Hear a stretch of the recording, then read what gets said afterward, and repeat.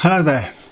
Well, imagine losing your lifelong independence in just a couple of minutes or hours because of a subjective eye test at the roadside.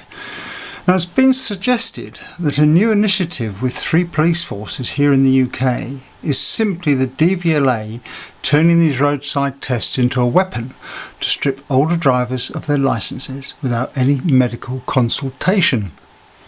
Now, these are serious considerations. Welcome to Grey Matters.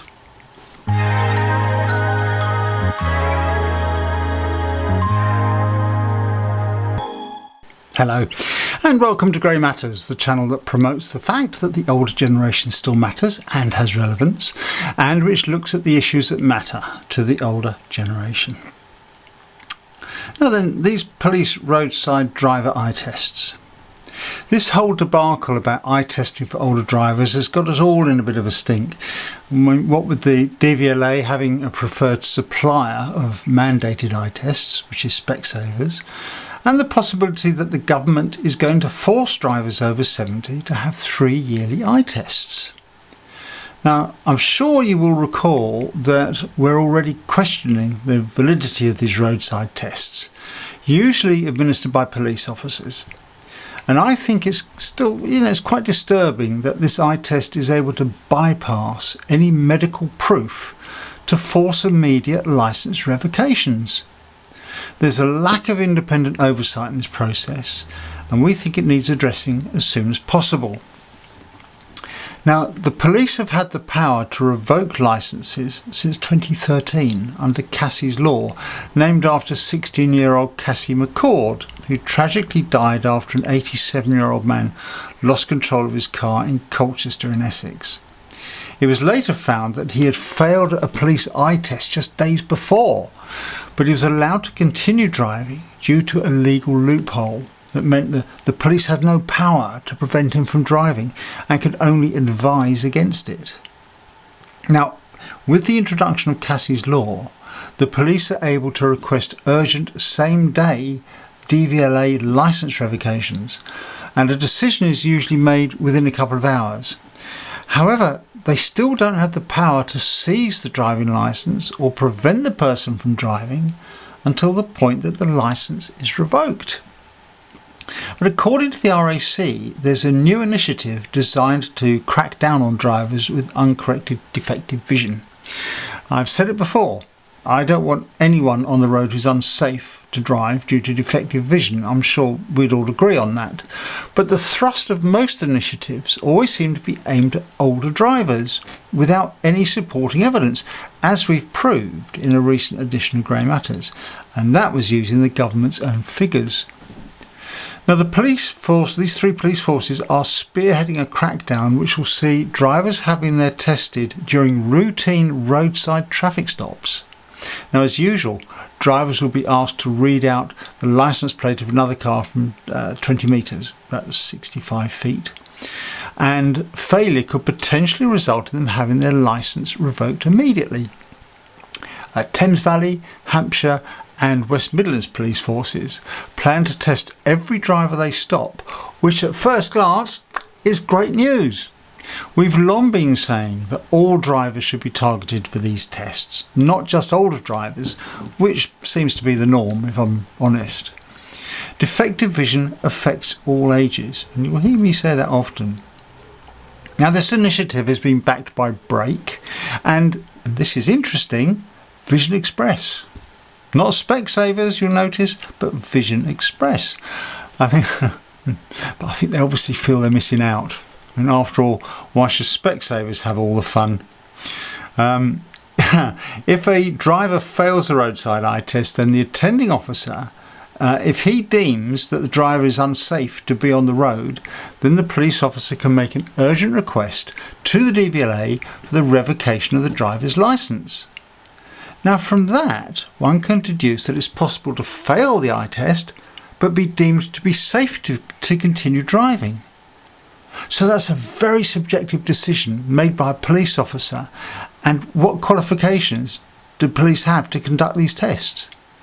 Is it a step too far to give the attending officer a power that allows his opinion to deem a driver to be unsafe or safe to be on the roads? Officers, you might not know this, but they're not generally allowed to give opinions in court unless it relates to intoxication. Apparently, police are considered to be expert witnesses when it comes to drunkenness. Who knew? I'll say no more. But they are not optometrists, and the test's not held under controlled conditions. And just because a young officer, say with 20/20 vision, can read a number plate at 20 metres on a cloudy day, doesn't mean that an older person can. So where's the uniformity of this testing? Where's the medical oversight and the independence? So what actually happens once your licence has been revoked? Well, the DVLA has a disqualification period, which I understand is of indeterminate length. And during that time, the driver won't be able to reapply for a new licence. And anyone who fails the roadside test and has their licence revoked must submit evidence to the DVLA that their eyesight has improved sufficiently for them to drive again before they'll be granted a new licence. Here's a better idea. That opportunity to provide the evidence should be built into the process from the outset with, say, a 2-week licence suspension. Not a revocation for an indeterminate length of time, just a 2-week suspension. And that 2 weeks should give the driver an opportunity to get an immediate eye test and order spectacles if necessary, and submit his results of the examination to the DVLA. There's plenty of anecdotal evidence of drivers failing the roadside test, but who are actually found to have adequate vision when tested professionally. And the vision doesn't have to be perfect. The issue is with uncorrected defective vision. So the evidence of his eye test, proof that his glasses have been ordered if they're required, should be enough to end that suspension. Now, if you think that 2 weeks isn't long enough, then consider that it's the same process if your car is found to be defective. You're given 2 weeks to repair it and have a repair certified by an MOT testing station. You then send the completion notice to the police, who will NFA it, no further action on it. And if you fail to do so, they proceed with the original offence. Why can't the roadside eyesight test operate in the same way, instead of disqualifying the driver for weeks or even months? And it's worrying that all that inconvenience and limitation of a person's mobility could happen based on a roadside test that we think is fundamentally flawed. Now, the other option, which in my opinion would be much better and far less subjective, would be to issue police forces with portable digital acuity testers, handheld optometry devices. These already exist, and they can reproduce the roadside test and other tests perfectly, whatever the environment. However, it can't happen yet, because the law requires an imperfect real-world number plate test, not an accurate clinical equivalent. Police roadside checks remain sort of like anchored in this practical demonstration rather than modern technology, and if that doesn't change, then the roadside test will remain flawed and dependent on an untrained police officer doing an optometrist's job. Interestingly, while police anticipate that this crackdown on poor vision will help to improve road safety, there have also been calls for further eye tests to be carried out on all drivers every 10 years when their licence is renewed or they replace their photograph on it.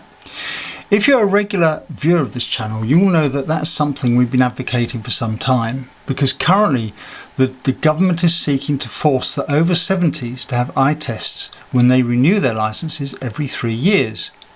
But as we've proven, that's without any evidence to back it up. I'll say that again. All ages can be subjected to defective vision. You might remember back in April I highlighted that Hampshire Police, one of the 3 forces taking part, who had run a similar campaign before and had given evidence of the results to the committee working on this proposal for 3 yearly eye tests. And they reported that 51% of the drivers who failed the roadside test were over 70. So we pressed them for actual figures, not percentages, and we found that 51% represented just 244 drivers over 7 years. That's 34 a year. Now, I highlighted that with the committee, as did many of you who sent in our template letters. Thank you so much for all you did for that. We had some quite supportive responses back from some of the members, but I'm not holding my breath. But nothing I found during my research for this edition of Grey Matters suggested that older drivers will be specifically targeted, which is very encouraging. The operational plan states that every driver stop will be tested. And on the face of it, that's great, because as I've just said, we know that eyesight problems can occur in all ages. However, uniformed police in the UK don't need a reason to stop a motor vehicle. They can do it on a whim, any whim. The fact it's on the road gives them the power. And once stopped, they can demand to see your licence, insurance and MOT certificate. So now it seems that those 3 police forces will be adding a roadside eye test to those other demands. And I haven't found out if the drivers can refuse to do it. Well, that's great if all speeders, inconsiderate drivers, people driving noisy, defective motor vehicles and so on are going to be caught up in it. But this is where my innate cynicism kicks in. Excuse me, to move my microphone around. If they can stop anyone they see driving for any reason, what's to stop them from targeting older drivers? Well, I've written to Thames Valley, Hampshire and West Midlands Police, and I've asked them exactly that. And I'm sure they'll state that their officers haven't been instructed to do it, but that doesn't mean that individual officers won't disproportionately target older people. Stereotypes exist with older drivers. Police officers are only human, and they could be easily prone to seeing these stereotypes and pulling them over. So for that reason, my letters have asked if they intend to keep records of the ages of drivers, particularly those who fail. And if they do, we'll be submitting freedom of information requests to find out those ages, the ages of those people who failed, and I would expect to see a good cross-section of all ages represented. But if the data is heavily weighted towards older drivers, we'll want to know why. And I also want to know how long the initiative is going to run. I've got to know, obviously, when to put in my freedom of information request. As always, we will keep you in the loop if we get any replies. Do let us know what you think of these random eyesight tests. I welcome them if they are truly going to be random. I acknowledge that eyesight deteriorates as we get older, but as you've seen, if you've been following our videos on the subject, you'll know that the government data does just not support the assumption that older drivers need to be targeted, and in fact we've already proven using government figures that older drivers per mile are the safest on the road. We're not asking for special treatment, just fair, evidence-based treatment. So that's it for today. If you like this video, please share it, give it a big thumbs up, and of course subscribe if you want more. And don't forget, you can also join the channel as a member, and you will find that there are some physical rewards, perks in there that aren't listed when you hit the join button, but they're all in the description below this video, as is the join button. Thank you so much for your time. We appreciate your support, and we appreciate you continuing to come and watch our videos. So until the next time here on Grey Matters, here's bye for now.